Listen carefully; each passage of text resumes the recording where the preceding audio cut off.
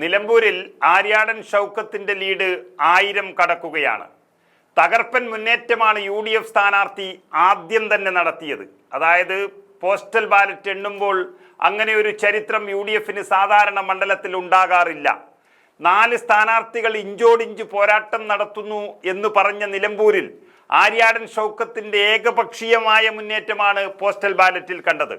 സാധാരണ സർക്കാർ ഉദ്യോഗസ്ഥന്മാരുടേത് എന്ന് പറയുന്ന പോസ്റ്റൽ വോട്ടുകൾ മാത്രം എണ്ണുമ്പോൾ എപ്പോഴും പല മണ്ഡലത്തിലും ഭൂരിഭാഗം മണ്ഡലത്തിലും LDF ആയിരിക്കും മുന്നിൽ എന്നൊരു സ്വഭാവമുണ്ട് കേരള രാഷ്ട്രീയത്തിൽ.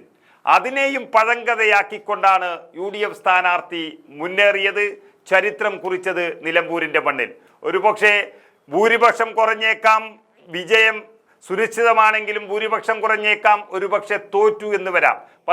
പക്ഷേ നിലമ്പൂരിൻ്റെ ചരിത്രത്തിലെ പോസ്റ്റൽ ബാലറ്റിൽ കുറിച്ച ചരിത്രം അത് മായ്ക്കാൻ കഴിയാത്തതാണ്. ഇതൊരു ചരിത്ര സംഭവമായി കാണുകയാണ് നിലമ്പൂരിലെ ജനങ്ങൾ. ആകെയുള്ള 1100ഓളം പോസ്റ്റൽ വോട്ടുകളിൽ പകുതിയിലേറെ വോട്ടുകൾ ഒറ്റയ്ക്ക് നേടിയിരിക്കുകയാണ് ആര്യാടൻ ഷൗക്കത്ത്. അതിലാണ് നിലമ്പൂരിൽ UDFന്റെ ചരിത്ര വിജയമായിരിക്കുമെന്ന് വ്യക്തമാകുന്നത്. നമുക്കറിയാം, പോസ്റ്റൽ ബാലറ്റിൽ വലിയ വിശ്വാസം അല്ലെങ്കിൽ വലിയ പ്രതീക്ഷ വച്ചിരുന്ന LDF സ്ഥാനാർത്ഥി സ്വരാജ് വെറും 200 ചില്ലാനം വോട്ടുകൾ മാത്രമേ നേടിയിട്ടുള്ളൂ എന്നാണ് വ്യക്തമാകുന്നത്. 500ലേറെ വോട്ടുകളാണ് ആര്യാടൻ ഷൗക്കത്ത് പോസ്റ്റൽ ബാലറ്റുകളിൽ നേടിയിരിക്കുന്നത്. അത് തന്നെ ഏറ്റവും വലിയ ഭരണവിരുദ്ധ വികാരത്തിന്റെ സൂചനയാണ് ആദ്യ നിമിഷങ്ങളിൽ തന്നെ നിലമ്പൂർ വോട്ടെണ്ണലിൽ നിന്നും ലഭ്യമാകുന്നത്. ഇത് അവസാനം വരെ നീണ്ടു നിന്നാൽ ഒരുപക്ഷെ UDF പ്രതീക്ഷിച്ചതിനേക്കാളും വലിയൊരു ഭൂരിപക്ഷത്തിലേക്ക് UDF മാറും എന്നുള്ളതിന്റെ സൂചനയാണ് ലഭിക്കുന്നത്.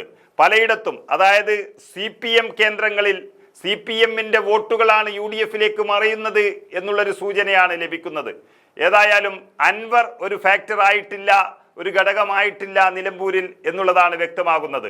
അൻവർ ഏകദേശം 20ഓളം വോട്ടുകൾ മാത്രമേ പോസ്റ്റൽ ബാലറ്റുകളിൽ പിടിച്ചിട്ടുള്ളൂ എന്നാണ് ആദ്യം തന്നെ വ്യക്തമാകുന്നത്.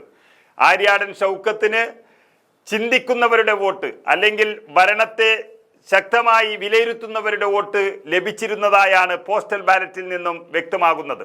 ഇതൊരു ഭരണവിരുദ്ധ തരംഗമായി മാറാനാണ് സാധ്യത ഏറെയുള്ളത്.